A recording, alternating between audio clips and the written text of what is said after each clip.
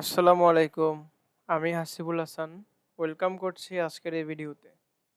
তো আজকে আমরা দেখব how Google use AI in ads like smart bidding or automated placement. চলুন শুরু করা যাক।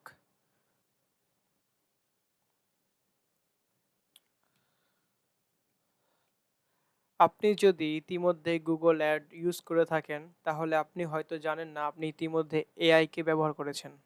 কি অবাক হলেন? Google এর AI এখন অ্যাড এর অনেক কাজই অটোমেটিক করে দিচ্ছে। চলুন দেখি কিভাবে? স্মার্ট বিডিং, ওকে? স্মার্ট বিডিং হচ্ছে Google Ads এর অটোমেটেড বিডিং। এখানে যেমন আমি কিছু গ্রাফিক্যাল আ ইনফো দিয়েছি। যেমন স্মার্ট বিডিং হচ্ছে এনহ্যান্স সিপিসি, যাতে কস্ট পার ক্লিকটা যাতে একটু ভালো হয়। তারপরে ম্যাক্সিমাইজ কনভার্সন, আপনার সেল যাতে বেশি ভালো হয়। টার্গেট আরওএস, যাতে একটা সেল আনতে এত টাকার উপরে না যায়। Target CPA, uh uh target CPA sorry target ROAS টা হচ্ছে যে আপনার যাতে রিটার্ন অন অ্যাড স্পেন্ড টা ভালো থাকে। টার্গেট সিপি হচ্ছে একটা সেল আনতে যদি আপনার এত টাকার উপরে না খরচ হয়। ম্যাক্সিমাইজ কনভার্সন ভ্যালু, আপনার যাতে বাস্কেট ভ্যালুটা বেশি থাকে বা অর্ডারের ভ্যালুটা যাতে বেশি থাকে, এমন মানুষের কাছে আপনার একটা নিয়ে যাওয়া। তো এ হচ্ছে Google Ad এর অটোমেটিক বিডিং বা স্মার্ট বিডিং। এখন প্র্যাকটিক্যাল টিপস হচ্ছে, শুরুতে আপনি ম্যাক্সিমাইজ কনভার্সন দিয়ে শুরু করেন।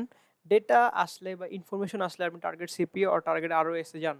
কারণ অটোমেটেড বিডিং বা হচ্ছে আপনার এআই বিডিং ইউজ করার জন্য গুগলকে আমাদেরকে ডেটা দিতে হয়। ডেটার উপর ভিত্তি করে গুগল আমাদের অ্যাডটাকে আসলে অপটিমাইজ করে। অটোমেটেড প্লেসমেন্ট কি? গুগল আপনার অ্যাডটাকে ভ্যারিয়াস অফ প্লেসমেন্টে নিয়ে যাবে যেখানে আপনার টার্গেটেড অডিয়েন্সটা আছে। সেক্ষেত্রে হচ্ছে গুগল এআই বুঝে ফেলে কোন ওয়েবসাইট বা ইউটিউব ভিডিওতে আপনার অ্যাড দেখালে ভালো রেজাল্ট হবে। আপনি শুধু অডিয়েন্স এবং গোলটা তাকে দিবেন, বাকিটা গুগল বুদ্ধিমানের মতো সামলে নেবে। এই ক্ষেত্রে সময় বাঁচে এবং পারফরম্যান্সটা বাড়ে আরকি। তো এআই পাওয়ারড অডিয়েন্স টার্গেটিং। আগে আপনি নিজেই অডিয়েন্স বানাতেন। এখন গুগলের এআই আপনার হয়ে প্রেডিক্ট করে দেয় আপনার প্রোডাক্টে কারা আগ্রহী হতে পারে। এআই পাওয়ার্ড অডিয়েন্স টাইপস হচ্ছে in market audience, affinity audience, custom segment and optimise targeting. In market audience হচ্ছে যারা পাগল পাড়া দিশেহারা, অ্যাক্টিভলি কিছু খুঁজতেছে, তাদেরকে আসলে ইন মার্কেট অডিয়েন্স বলে। অ্যাফিনিটি হচ্ছে ইন্টারেস্ট বেস অডিয়েন্সকে বলা হয় অ্যাফিনিটি। কাস্টম সেগমেন্ট হচ্ছে যে আপনি কিওয়ার্ড, ওয়েবসাইট বা অ্যাপ দিয়ে নিজেই এআইকে বলবেন এই টাইপের লোককে আসলে খোঁজো। অপটিমাইজ টার্গেটিং হচ্ছে যে গুগল নিজেই বুঝে যাকে সম্ভাবনা আছে তাকে অ্যাড দেখাবে। এখন গুগলের কাছে ডেটা আছে। গুগল বুঝতেছে যে না, এই মানুষকে অ্যাড দেখানো যায়। তো সে আসলে ওই মানুষটাকেই অ্যাড দেখাবে। আ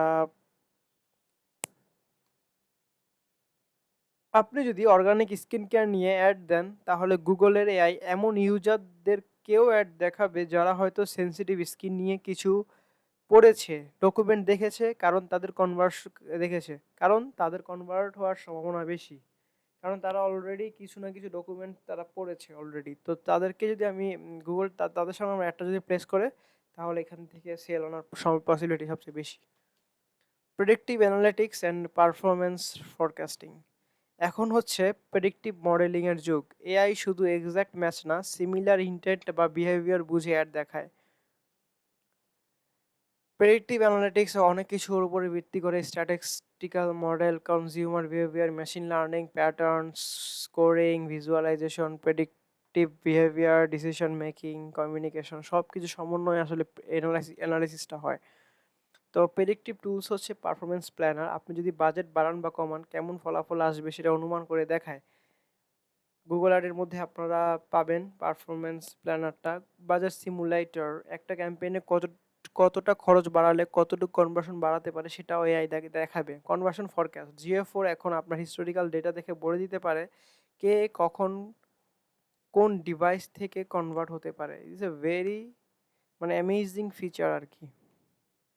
প্র্যাকটিক্যাল ইউজ, আপনার ক্লায়েন্টকে বোঝাতে পারেন আমরা 20% বাজেটটা ইনক্রিজ করি, তাহলে 15% কনভার্সন আশা করা যায়।